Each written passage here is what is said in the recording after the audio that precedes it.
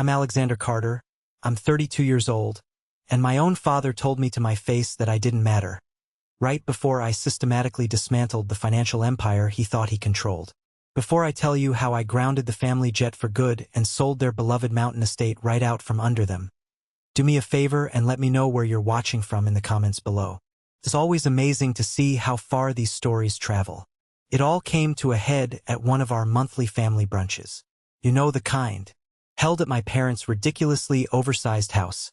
A sterile mansion of white marble and glass that always felt more like a corporate headquarters than a home. The food was always catered, always expensive, and always tasted of nothing. The conversations were the same. A series of passive-aggressive negotiations, status updates, and thinly veiled criticisms, all served with a side of hollandaise sauce. For years, I was the family's silent partner, their financial wizard. I was the guy who quietly managed their multimillion-dollar portfolio, the one who structured the lease on the family's private jet, the one who secured the premier credit lines that funded their lavish lifestyles. I was the engine, hidden away in the noisy, hot basement, while they all enjoyed the view and the champagne on the main deck. That Sunday was no different. The air was thick with the scent of entitlement. My older brother, Marcus, the celebrated surgeon, the golden child, was holding court. He was describing, in painstaking detail, an upcoming medical conference in Switzerland he was invited to speak at. My mother, Eleanor, hung on his every word, her eyes gleaming with a pride she never once directed at me. "We should all go," she announced, clapping her hands together with a theatrical flourish. "Make a real family vacation out of it. Imagine the shopping in Geneva."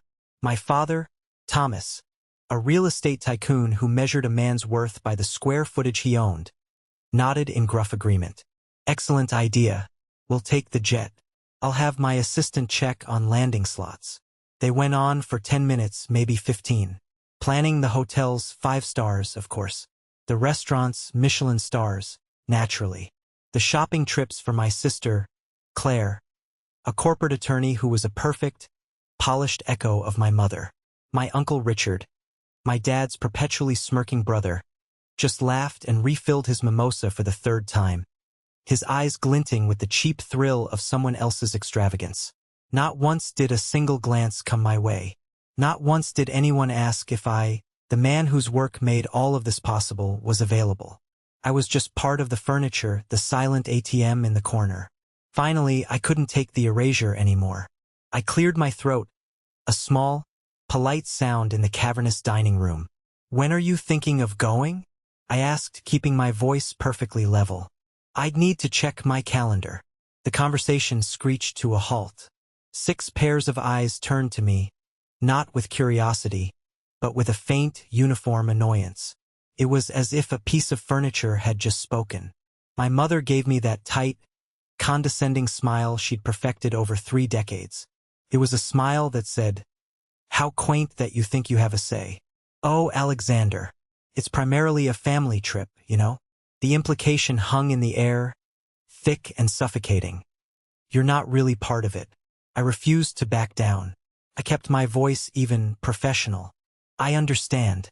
I just manage the accounts that fund these trips, so I need to know the dates for cash flow purposes." That's when my father leaned forward slightly. He looked at me, his eyes as cold and impersonal as a foreclosure notice pinned to a stranger's door. "Alexander, let's be honest here," he said, his voice low and dismissive, meant to cut me down without causing a scene. "We're just trying to be nice by including you in these brunches. Don't think you actually matter to the decision-making in this family." Uncle Richard let out a sharp, appreciative laugh. My mother stared intently at her perfectly poached egg. Claire examined her manicure. No one defended me. No one said a word. In that moment, something inside me didn't break. Clicked into place. It was the cold, hard alignment of a truth I had been avoiding for my entire life. I took one slow sip of my coffee. I placed the cup down on the saucer without a sound. I carefully folded my linen napkin, placed it beside my plate, and stood up. I walked out of that room, through the echoing marble foyer, out the oversized front door, and didn't look back. As I drove away in my own car, bought with my own money, I didn't feel rage. I felt quiet. A strange, cold calm washed over me. This wasn't an ending. It was a beginning. Back in my penthouse, I didn't break down. I didn't throw things. I walked straight to my home office, to the bottom drawer of my heavy oak filing cabinet. I pulled out a thick, heavy folder. On the label, in my own neat, careful handwriting, were 2 words, backup plan. It was time. The backup plan wasn't a document born from the heat of a single insult. It was a fortress built brick by brick over a decade of quiet observation. It was the culmination of 1,000 tiny cuts, 1,000 moments of being overlooked, 1,000 instances where my worth was measured only by the balance in their accounts. It was a strategy born from the sad, cold realization that to my family, I wasn't a son or a brother. I was a utility, a high-performing asset. And I knew, with a certainty that chilled me to the bone, that the only way to make them see me was to remove the asset from the equation. The next morning, the city was gray and drizzling, but my mind was crystal clear. I called my best friend, Stephanie Reynolds.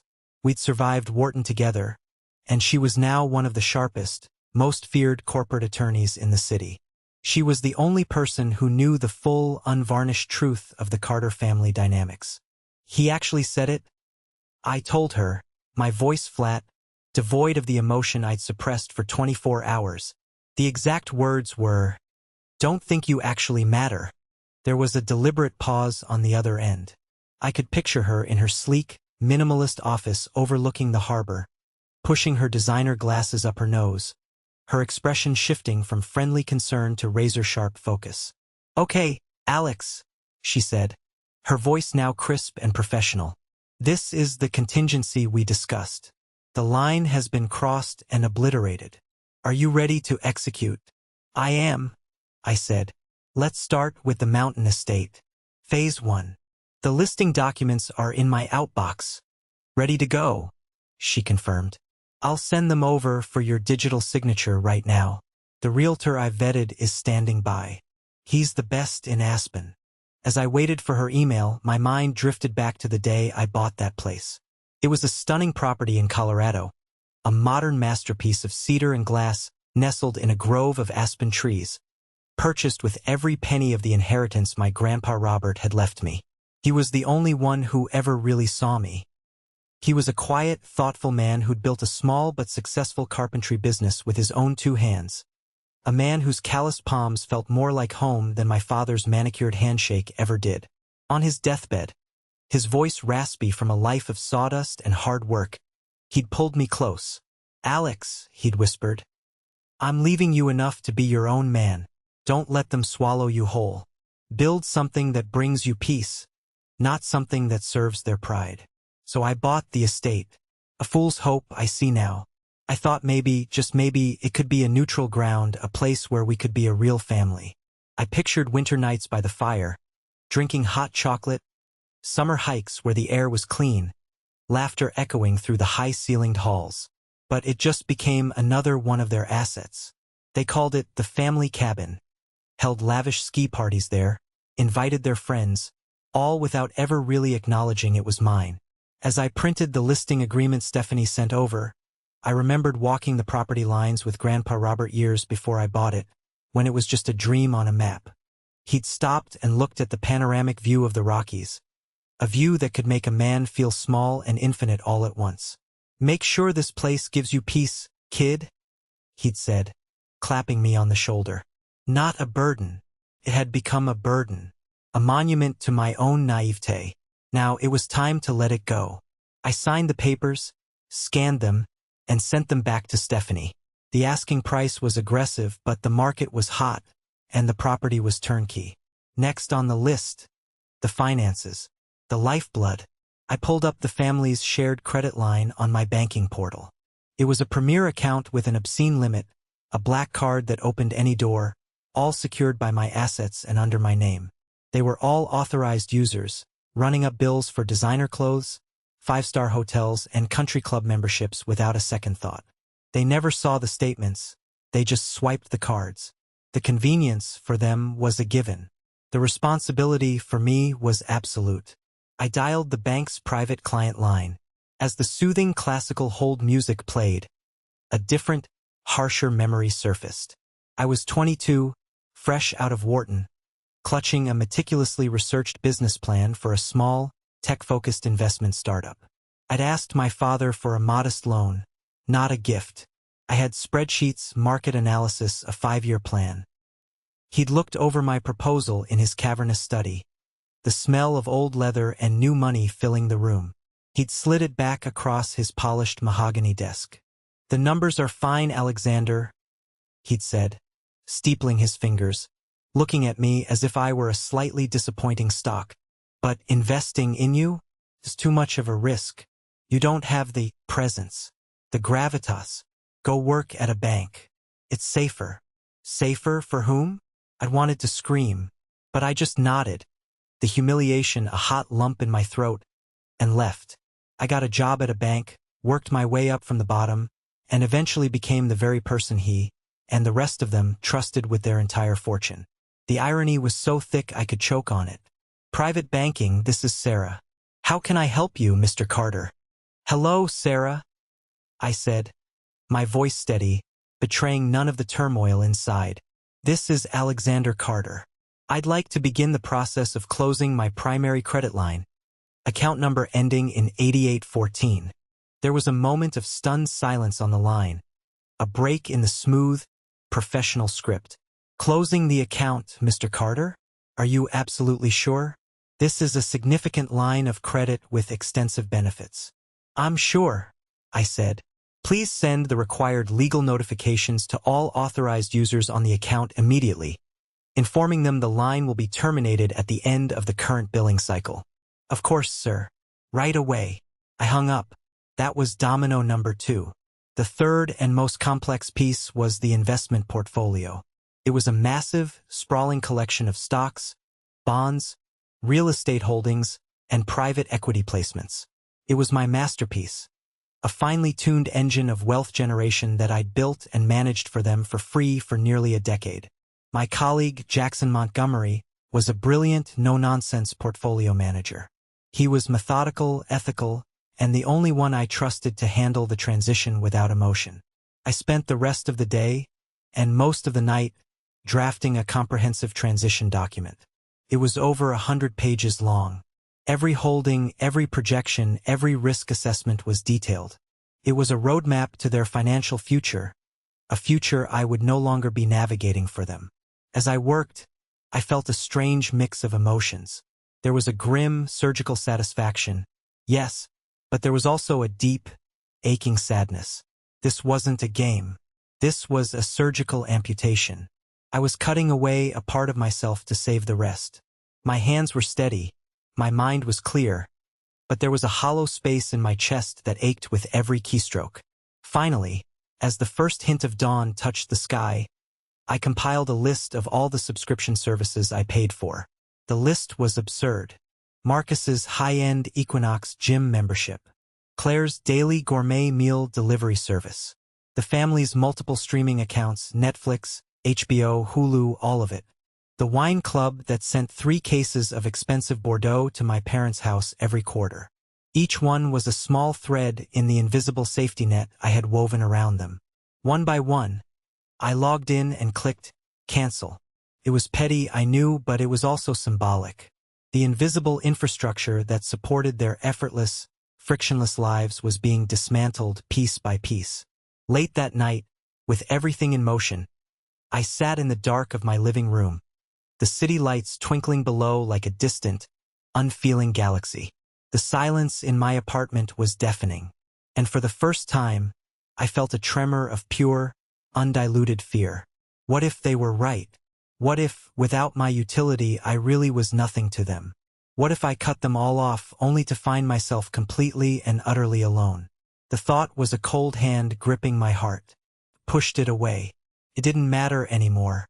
I had to find out who I was without them, even if the answer was nothing. The next morning, I attached the 100-page portfolio transition plan to an email. To Jackson Montgomery, subject, urgent and confidential. Portfolio transfer, Carter Family Holdings. I typed a brief, professional message, giving him full authority to take over management, effective immediately, citing a personal conflict of interest. My finger hovered over the send button. This was the point of no return, the declaration of war. I took a deep breath and clicked. The email vanished into the digital ether. The first domino had fallen. The first signs of the storm were just faint tremors, confused, entitled text messages that started trickling in a few days later, like the first raindrops before a deluge. The first was from my sister, Claire. Hey, did my meal delivery service get canceled? My account says payment failed. Super annoying. Can you fix it? Not please. Not thank you. Just fix it. I read the message, the casual command that had defined our relationship, and simply deleted it. No reply. An hour later, a text from my cousin, Jenna. She lived in the guest house on my parents' property, a living arrangement I had quietly facilitated for her when she was struggling. Weird question, but is your Netflix account down? Can't log in. We were in the middle of a show. Delete. These were just ripples, minor inconveniences to people who had never known anything, but they hadn't connected the dots yet. They saw them as technical glitches, the kind of boring life admin the help was supposed to handle. The real first shockwave hit on Friday afternoon. My phone rang, and the caller ID read, Uncle Richard. I let it go to voicemail. A minute later, it rang again, and again. On the fourth try, I answered, putting the phone on speaker, a cold knot tightening in my stomach. What the hell did you do? He roared, his voice distorted with a fury that was almost comical in its intensity. I'm not sure what you're referring to, Uncle, I said, my voice a calm, cool counterpoint to his rage. The mountain estate. Our neighbor, Bob, just called me. There's a for sale sign on the lawn. A big, ugly one. You're selling the family cabin without telling anyone. It was never the family cabin, Richard, I said, the words cool and precise, each one a carefully placed stone. It's my property. The deed, the title, the mortgage. It's all in my name. I decided to sell it. You can't do that. We have plans for Christmas. Your aunt has already bought new ski equipment. The kids were looking forward to it. Then I suggest she find another mountain to ski on. The property is legally mine to sell, and it is being sold. End of story. I'll sue you. I'll tell your father. He'll have you disowned. He'll cut you off. Is that a threat? I asked, a flicker of something hot finally stirring in my chest. The audacity of it. To threaten to cut me off from the very people I was escaping. Because Stephanie Reynolds, my attorney, is eagerly awaiting a call from your lawyer. I'm sure they'll have a very productive conversation about the legal definition of ownership. I heard him sputter on the other end. The mention of a lawyer, my lawyer, had clearly caught him off guard. He was a bully, and bullies are cowards. They're used to their victims cowering, not lawyering up. You wouldn't, he stammered, his roar reduced to a pathetic squeak. Try me, I said, and I hung up. That call was the flare that lit up the sky. Within an hour, my phone became unusable. It was a relentless digital assault. A barrage of calls and texts from my parents, from Marcus, from Claire, from my aunt. The notifications were a waterfall of anger, confusion, and demands. I watched the screen light up again and again, my mother's name flashing, then my father's. I turned the phone off, the silence that followed feeling both blissful and terrifying. I put it in a drawer and walked out of my apartment. I went to a bookstore, bought a novel I'd been meaning to read, and sat in a quiet park, the late afternoon sun on my face. For the first time in my life, their chaos wasn't my problem. It was a strange, heady, liberating feeling. The professional fallout arrived the next morning via email. It was from Jackson. Subject, Urgent Carter Portfolio. Alex, your father has been on the phone with me and my department head, Bill, all morning. He's claiming you have no authority to transfer management and is threatening legal action against the firm if we proceed. He's talking about breach of fiduciary duty. Things are tense here. The CEO, Mr. Harrison, wants to see you on Monday at 9 a.m. sharp. My heart hammered in my chest. This was the part one had feared. My family was one thing, but my career, the one thing I had built for myself, was another. I had built my reputation on being meticulous, professional, and discreet. This was messy. This was loud. I took a few deep breaths, forcing the panic down. I had prepared for this. I had every legal document, every signed authorization, every email chain saved and organized into a digital war room. I called Stephanie. "They're playing hardball," I told her, reading Jackson's email aloud. "Of course they are," she said, her voice calm and reassuring. "It's what bullies do when their power is challenged. Don't worry, Alex. The law is on your side. You have sole discretionary authority, and they signed the papers that gave it to you years ago. They just never bothered to read the fine print. I'll draft a letter to your CEO's office and to Thomas's lawyer. We'll shut this down before it even starts." Her confidence was a balm to my frayed nerves.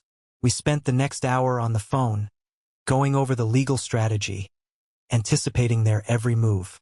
By the time we hung up, I felt my resolve harden from a liquid into steel. On Monday morning, I walked into my CEO's office. He was an older, formidable man named Mr. Harrison, a relic from an era of finance built on handshakes and intimidation. He looked at me over his half-moon glasses, his expression unreadable. "Carter," he said, his voice gravelly, "you've created quite a stir." "It was a necessary action, sir," I said, meeting his gaze. "Your father is a very influential man. He's a big client for the firm's real estate division." "He is also just one client in my portfolio," I replied, my voice steady. "A client for whom I have provided exemplary service for 9 years, free of charge. The transfer of management is being handled with the utmost professionalism and is fully compliant with both firm policy and the client agreement he signed." I slid a leather-bound folder across the vast expanse of his desk. It contained a copy of the management agreement, with the relevant clauses highlighted in yellow. Mr. Harrison opened it and read it in silence. The only sound was the ticking of a grandfather clock in the corner. After a long moment, he closed the folder and looked at me, his eyes appraising me in a new way. "This is a family matter, Carter," he said, his tone softening slightly. "I don't want it spilling into my firm." "It won't," I said. "The transition will be seamless. Jackson is fully capable. The only disruption is the one being caused by my father's refusal to accept the terms he agreed to years ago." He stared at me for another moment, then nodded slowly. "All right, keep it clean. Don't make me regret backing you on this." "You won't, sir," I said. I walked out of his office feeling like I just survived a hurricane. The rest of the week was a blur of tense emails and calls from Stephanie, updating me on the legal back and forth. My family, realizing they couldn't bully the firm, fell silent. But it was an angry, brooding silence. I knew the storm wasn't over. It was just gathering strength out at sea. That Friday, I made my final move. I logged into my phone account and, one by one, blocked every number belonging to a member of my family. From now on, if they wanted to reach me, it would have to be through official channels. The personal line was closed. Permanently. The week after I blocked their numbers was eerily quiet. The legal threats had subsided after Stephanie sent a sharply worded letter that essentially told my father's lawyer to either file a lawsuit or stop wasting her time and billable hours. The angry texts and voicemails had ceased. It was the calm in the eye of the storm, and it was almost more unnerving than the chaos. I knew they were regrouping, trying to figure out their next move, and used to a world where their demands weren't met with immediate compliance. The pressure at work was immense.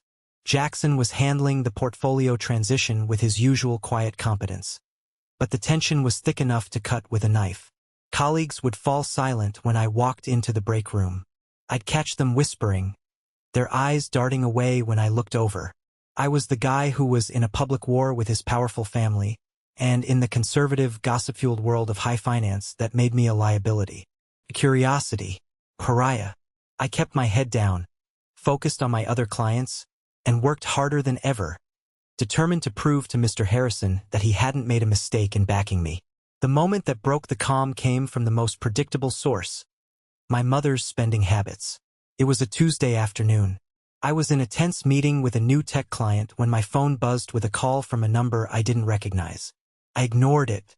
It rang again immediately. A sense of dread washed over me. I excused myself from the meeting, stepping into the hallway. "Hello," I answered. "Alexander." It was my father. His voice was strained, tight with a fury he was barely managing to control. He was clearly calling from a subordinate's phone. "What do you want, Thomas?" I asked, dropping the pretense of calling him Dad. "We were past that. Your mother was just publicly humiliated at Saks Fifth Avenue." He bit out, the words clipped and sharp. "She was at the checkout buying a dress for the annual hospital gala, and every single one of her cards was declined. Every single one. She had to leave her purchases on the counter, in front of everyone. Do you have any idea how embarrassing that is for her? For this family?" The credit line closure. The final notification period must have ended. The axe had fallen. "I imagine it was quite embarrassing," I said, my voice devoid of any sympathy. "Perhaps she should consider living within a budget like most people do. It's a novel concept, I know." "This has gone far enough," he yelled, his voice finally cracking. "This isn't a game, Alexander. You are going to call that bank right now and reinstate everything. Do you hear me?" "No," I said simply. "That account is closed. It was my account, not hers. She was merely an authorized user on my line of credit. A privilege which has been revoked." "This isn't about privilege. It's about family. It's about taking care of your mother." "Is it?" I countered, my voice dangerously quiet. "Because a few weeks ago you told me I didn't matter to this family. So why should my credit line matter to you? You can't have it both ways. You can't treat me like an outsider and still expect access to my resources. The bank of Alex is closed. Permanently." He was silent for a long moment, clearly stunned by my directness.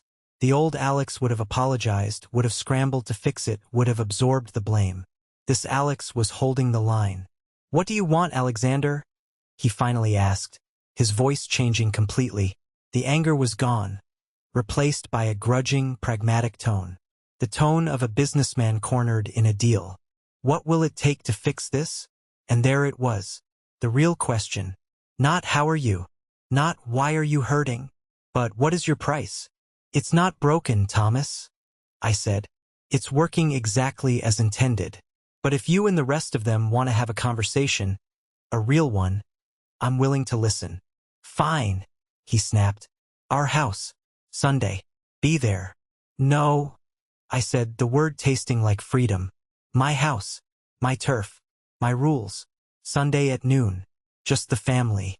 No lawyers." I could hear him grinding his teeth over the phone. The loss of control had to be killing him. "Fine," he said again, and hung up without a goodbye. I spent the next few days preparing for that meeting as if it were the most important negotiation of my life. Because it was. I talked to Stephanie for hours, not for legal advice, but for moral support. I even had 2 sessions with a therapist she'd recommended, a sharp, no-nonsense woman named Dr. Anya Sharma. "What's your goal for this meeting, Alex?" she asked, her eyes searching mine. "To be heard," I said. "For them to finally understand what they've done." "And what if they don't?" she countered gently. "What if they are incapable of understanding?" The question hit me hard. "Then my goal," I said, the words forming slowly, "is to walk away knowing I said what I needed to say, to close the door myself, with my head held high, instead of waiting for them to slam it in my face again."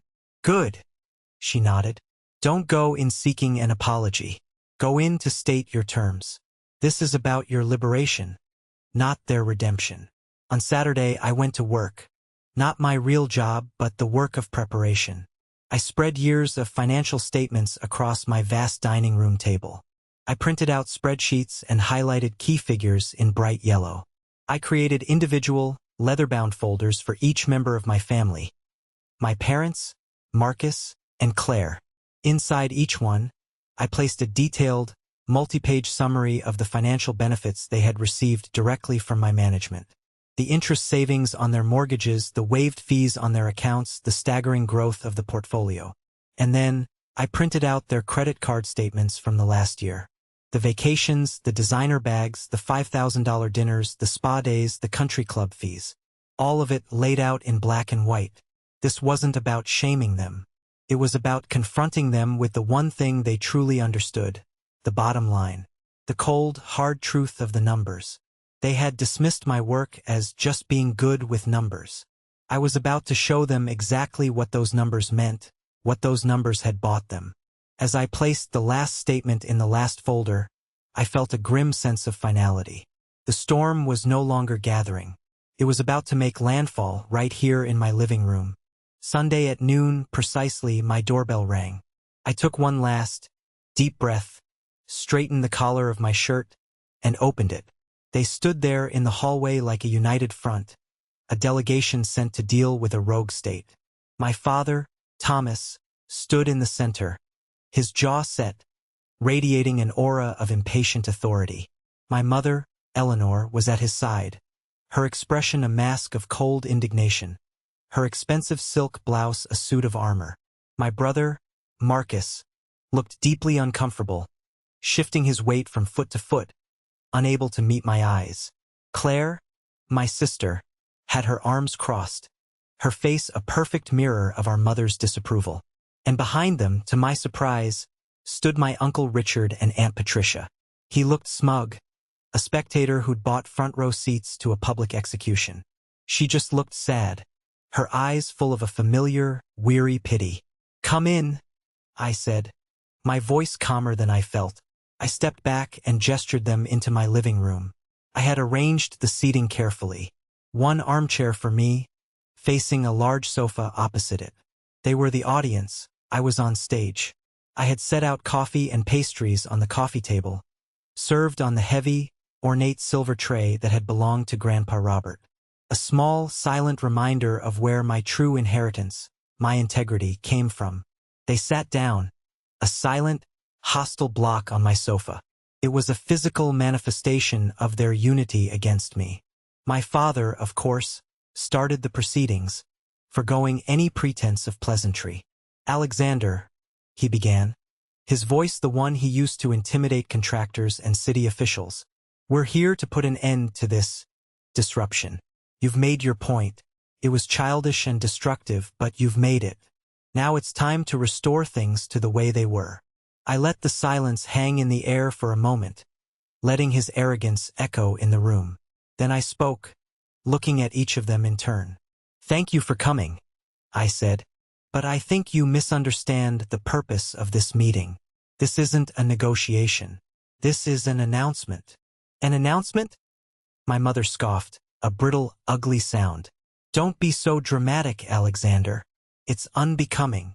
It's not drama, Mother. It's a statement of fact. For my entire adult life, I have managed this family's wealth. I have built it, protected it, and made it grow. And in return, I have been tolerated at best, and at worst, treated like a glorified servant." "That's ridiculous," Marcus muttered, finally looking up from the floor. "You've always been included in everything." "Included, yes." I shot back, my voice sharp. "Valued? No. Let me ask you something, Marcus. The down payment for your first house, the beautiful colonial you're so proud of. Where did that come from?" He flushed a deep, ugly red. "From the family investment account." "My account," I corrected him, my voice like ice. "The one I set up and manage. The one that generated a 27% return last year. A return that paid for your family's extended trip to Europe, Claire's new Tesla, and Dad's vintage Patek Philippe watch collection. You see, you all love the results of my work, but you have nothing but contempt for the work itself. Or for the person doing it." Eleanor waved a dismissive hand, a gesture she'd used to brush away my accomplishments my entire life. "Oh, Alexander, you've always been too sensitive. We all have our roles in this family. Yours is being good with numbers. It's what you do." "My role." I leaned forward, my voice dropping, and for the first time, they saw something in my eyes they had never seen before. "Let me show you my role." I reached for the leather-bound folders I had prepared. You say the family has always supported me. Let's look at the numbers, shall we? I didn't hand them the folders yet. I used them as my weapon. I held up the first one, its cover embossed with her initials. EC Mother? You talk about support. Last year, the dividends from a single pharmaceutical stock I picked for the portfolio. A stock you told me was boring, paid for your entire wardrobe, including the 5-figure shopping spree at Saks that you were so upset about. Her face went pale. The color drained from her cheeks, leaving behind only her carefully applied makeup. I turned to my father, holding up his folder. Dad, you pride yourself on being a self-made man, a real estate tycoon. But for the last 5 years, the capital gains I've generated for you in the market have exceeded the net profits from your own real estate company by a factor of 3. You haven't been a tycoon. You've been a retiree with a very, very good fund manager. His face, usually so ruddy and confident, turned a blotchy, furious red. He opened his mouth, but no sound came out. That's when Uncle Richard, smelling blood in the water, decided to intervene, but not in the way anyone expected. Eleanor, trying to regain control, her voice trembling with rage, said, "This is absurd. You're twisting things. We never said you didn't matter." And then it happened. The second twist. The betrayal within the betrayal. "Oh, stop it, Eleanor," Richard snapped, his voice sharp and bitter. Every head turned to him in shock. "You all know he's right. Thomas, at that brunch, you literally told the kid he didn't matter. I was there. I heard you. We all heard you." The air went out of the room. My mother stared at Richard, her mouth opening and closing like a fish. My father looked at his brother with pure venom. This wasn't an act of conscience on Richard's part. It was an act of pure, selfish frustration. I saw it in his greedy, desperate eyes. His support wasn't for me. It was against them. He turned to my father, his face contorted in a sneer. "You promised you'd look at the investment proposal for my new real estate project, Thomas. You said you'd talk to Alex about it, get him to fund it. But you were too arrogant, too busy playing king. Now your golden goose has flown the coop, and he's taken all the eggs with him. You did this to yourself. And now we all have to pay the price for your damned pride." The family unit, the solid, impenetrable wall I had been fighting against my whole life, had just cracked right down the middle. Not out of love or loyalty, but out of greed. It was more damning, more pathetic than anything I could have said. The silence that followed was profound. They weren't just stunned by the information I had revealed. They were stunned by the sight of their own ugliness, reflected back at them by one of their own. I let the moment settle. Then, I calmly stood up and placed the individual folders on the coffee table in front of them, one by one. "Here," I said, my voice quiet but firm, the voice of a CEO announcing a restructuring. "This is everything. A complete record of my service to you, and a detailed accounting of what you've taken. It also includes contact information for several highly competent wealth management firms in the city. They will charge you a hefty fee for the services I provided for free." I looked at my father, at the broken man who had replaced the tyrant. "You asked me what it would take to fix this. The answer is nothing. This isn't a problem to be fixed. It's a reality to be accepted."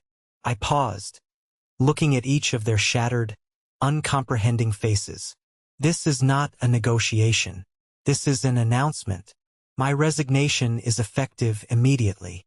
The silence in the room after my final declaration was heavier than any argument could ever be. It was the profound, airless silence of checkmate. They sat there, stunned, staring at the leather-bound folders on the table as if they were venomous snakes. Claire was pale, her usual sharp features slack with shock. Marcus was studying the intricate pattern on my Persian rug with an intense focus, as if it held the answers to the universe. My mother's face was a frozen mask of disbelief, her carefully constructed world shattered around her. Slowly, Uncle Richard stood up, his face a mask of disgust. He shot one last contemptuous look at my father, then walked out without another word, slamming the door behind him. Aunt Patricia hesitated, her eyes meeting mine for a fraction of a second. They held a universe of unspoken words. Pity, regret, maybe even a sliver of admiration. Then she turned and followed her husband, a silent accomplice to the end. One by one, the rest of them got up to leave, moving like automatons. Claire wouldn't meet my eyes, pulling her jacket tight around herself as if she were suddenly cold. Marcus mumbled something that might have been my name and hurried out, eager to escape the wreckage. My mother walked past me as if I were a piece of furniture, her back ramrod straight, her dignity the only thing she had left to cling to. Only my father remained. He stood in the middle of my living room, looking smaller than I had ever seen him. The tycoon, the patriarch, the king of his own small, cruel kingdom was gone. In his place was just an old man, looking lost and defeated in a home that wasn't his. He opened his mouth to speak, then closed it. He ran a hand over his face, a gesture of profound exhaustion I'd never seen from him before. He had always been a man of perpetual forward motion. Now he was standing still. "I didn't realize," he said, his voice raspy, barely a whisper. He wasn't looking at me, but at the empty sofa where his family had just been sitting. "I didn't realize it had gotten to this point." It wasn't a perfect apology. It wasn't the heartfelt mea culpa of a Hollywood movie. It was a fumbling, inadequate admission from a man who had never admitted fault in his life. It was still laced with the subtle implication that this was a situation that had gotten somewhere on its own, rather than a destination he had driven us to himself. But it was a start. It was a crack in the armor. "It got to this point the day you decided my value was conditional," I said, my voice softer now. The anger had drained out of me, replaced by a vast, weary sadness. "It's been at this point for a very long time, Dad. I'm just the only one who was willing to say it out loud." He nodded slowly, still not looking at me. He walked to the door, paused with his hand on the knob, and then left, closing it softly behind him.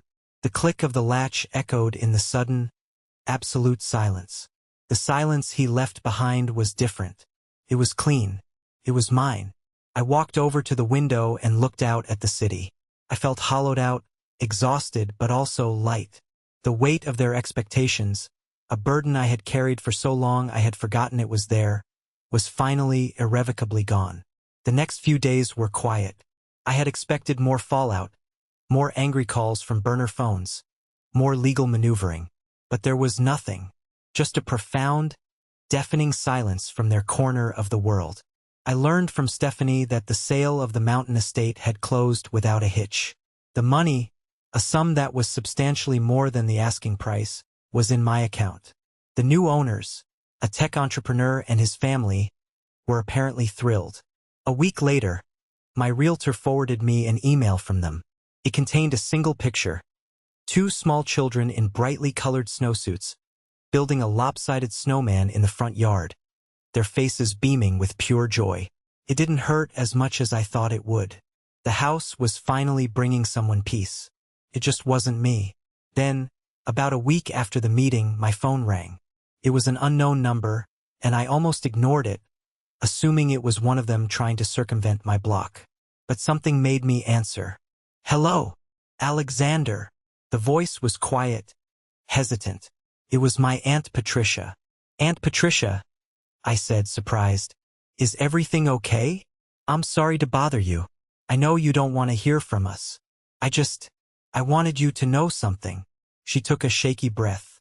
"The other night, after we left your apartment, Richard and your father had a terrible fight. I've never seen them go at it like that. Things were said, things that can't be unsaid."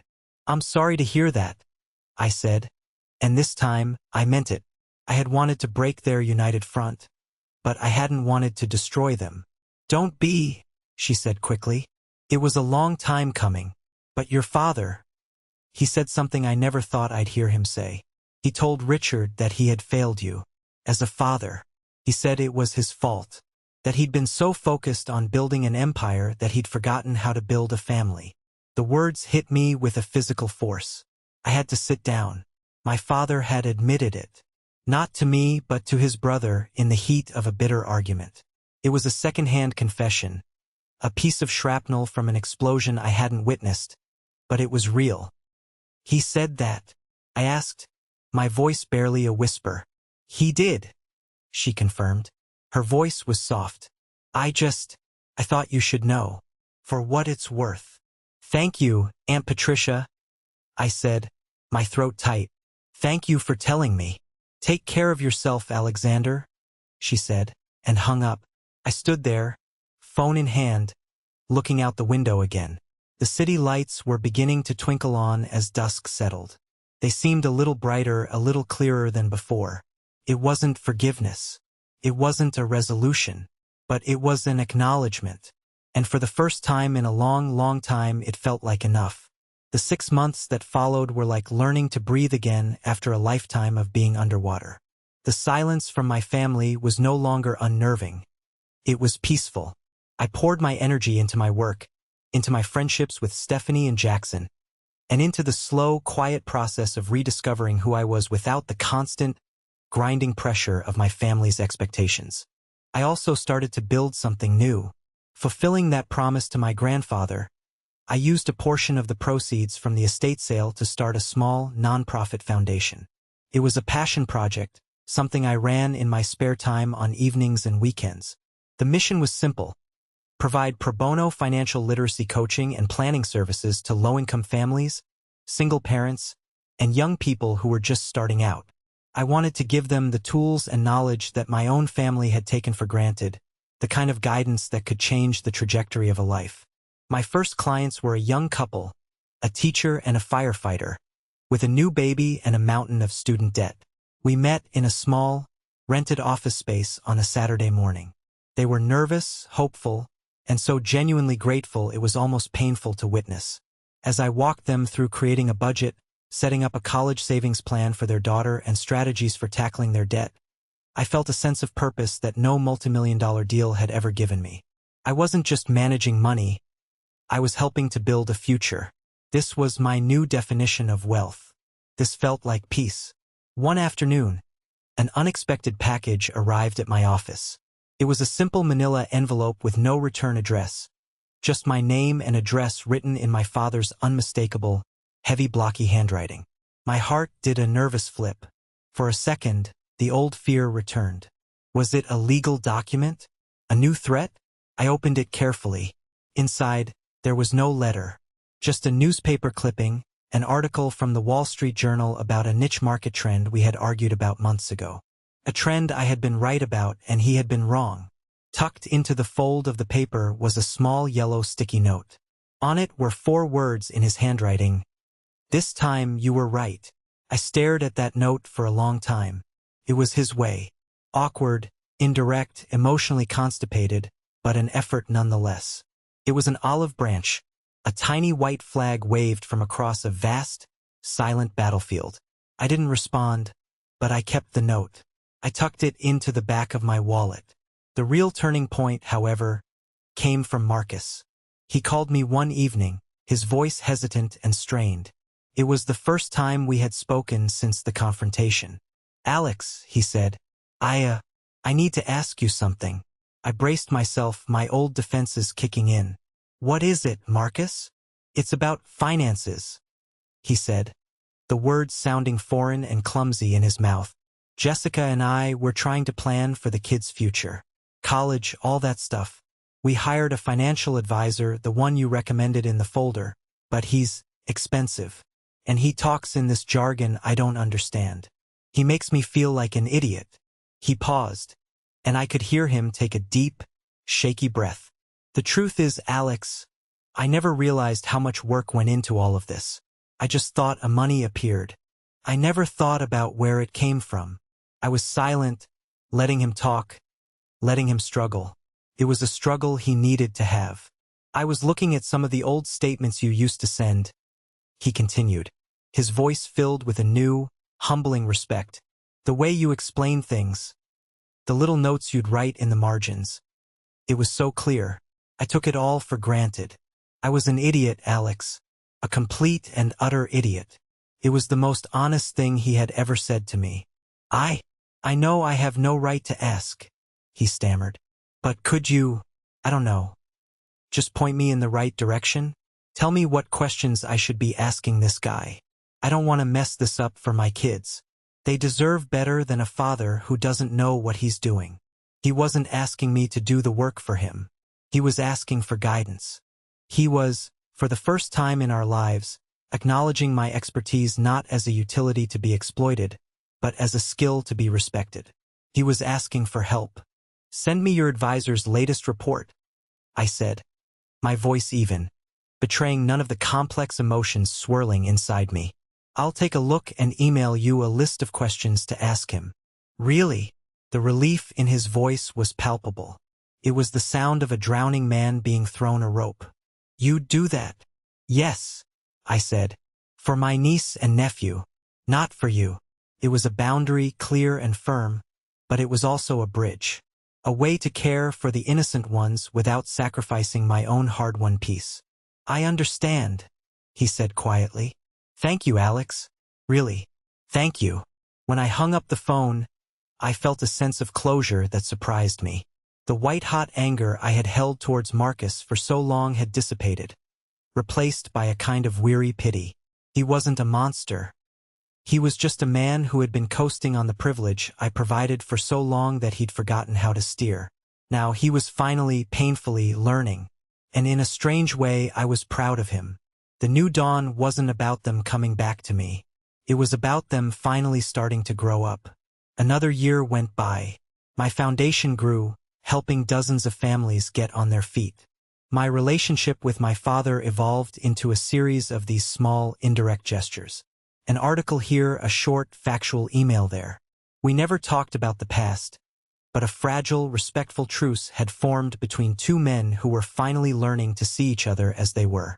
My mother remained a silent, distant figure in my life, a choice I had come to accept. Some bridges are just too burned to rebuild. The final piece of the puzzle, the one I didn't even know was missing, fell into place on a rainy Tuesday afternoon. I was at my foundation's office, sitting across from a young woman, a single mother who had just landed her first real job and wanted to start a savings account for her son. We were mapping out her future one small, hopeful step at a time. My phone buzzed on the desk. It was a text from Marcus. I opened it. It was a picture. A tiny, wrinkled, sleeping baby wrapped in a pink hospital blanket. A little tuft of dark hair sticking straight up. My new niece, Elise. I smiled. A genuine, unburdened smile. Below the picture was a message. She's here. 7 pounds, 2 ounces. Healthy and beautiful. Jessica and I were talking. We want you to be her godfather. I read the message again. And again. Godfather. The words seemed to lift off the screen. It wasn't about money. It wasn't about my skills. It wasn't about what I could do for them. It was about my character. It was about who they thought I was as a person. It was the one thing I had always craved from them. To be seen, to be valued. For me. The next message came a moment later, as if he knew I was holding my breath. You're the most responsible, compassionate person we know, Alex. The kind of man we want her to look up to. Tears welled in my eyes, hot and unexpected. They weren't tears of sadness or anger. They were tears of release. The war, the long, cold war I had been fighting my entire life, was finally, truly over. My life now is nothing like I thought it would be. There are no big, happy family dinners at an oversized mansion. The mountain estate is a memory, a picture of someone else's children building a snowman. But my life is my own. It's built on a foundation of self-respect, not on the shifting sands of their approval. My family isn't defined by blood, but by the people who see me and value me for who I am. Stephanie, Jackson, the families I help at my foundation. A few weeks ago, I got another text from Marcus. It was just a picture of Elise, a little bigger now, smiling a gummy, toothless smile from her car seat. The caption underneath simply said, "Thanks, Uncle Alex." I smiled.